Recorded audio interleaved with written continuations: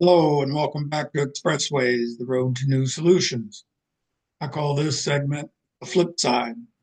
I got a nickname of Flip years ago when somebody kept saying my name over and over, fill blank, and it evolved into Flip Flag. So that was my alter ego. And that was while I was working up in Prudhoe Bay, Alaska, up in the Arctic oil fields. Prior to going to the Arctic oil fields, I had spent 3 summer seasons in Antarctica at a research station down there as a heavy equipment operator. So those were my bipolar years, as I refer to them.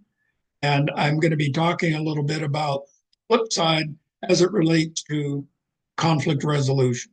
That's the second part of our journey together of the speaking circles and relational presence for good communication skills. Conflict resolution skills require looking at things the flip side.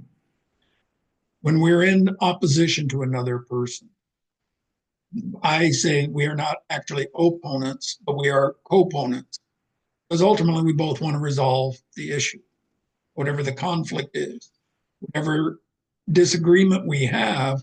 When we can reach a resolution, we can move on, maintain a good relationship, or as best as we can maintain a relationship. Maybe forced upon us if we're still employed together or family members, however that works. So looking at the flip side goes back to looking at a person's interest. In my mediation training, we talked about interests, issues, and positions.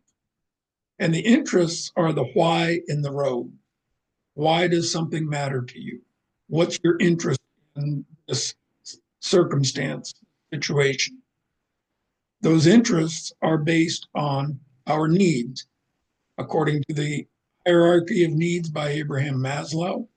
I refer to it as the network of needs because although our needs must be met, they can be prioritized. But we'll get into that a little later in some of the other videos and on my website and some of the workbooks I'm creating. Being able to look at the flip side also entails having a degree of empathy. Now, empathy may not come easily to some of us. We can't always understand what that other person is perceiving or experiencing, what their life story may be. And that's again why going back to speaking circles, when we can tell our story and the other person can tell their story, we can understand more clearly where we are each coming from, our perspective on things, where we go together, what our ultimate destination is to be determined. But if we can understand more clearly where we're coming from for ourselves first, and then use a little bit of empathy and try to imagine in any way we can what that other person may be experiencing and perceiving. One of the interesting stories I had from the fire service was after a call, we would have a debriefing, even if it wasn't a critical incident, just go through what we saw and what we did, and what we understood the situation to be, and how we got the fire put out. On one particular fire, the crews were describing what we saw in a residential structure fire where there was, from everybody else's perspective, fire in one room, and we made entry and extinguished the fire.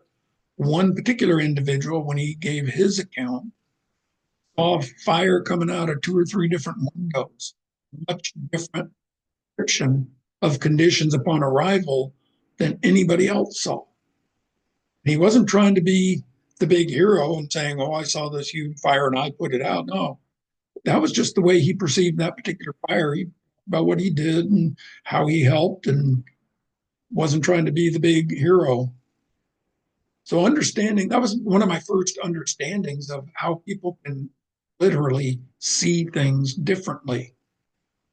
There are other stories I'll be telling, some of them on my Patreon page because they're deeply personal, and I'm not going to be broadcasting all of my content and all of my stories out here on this channel.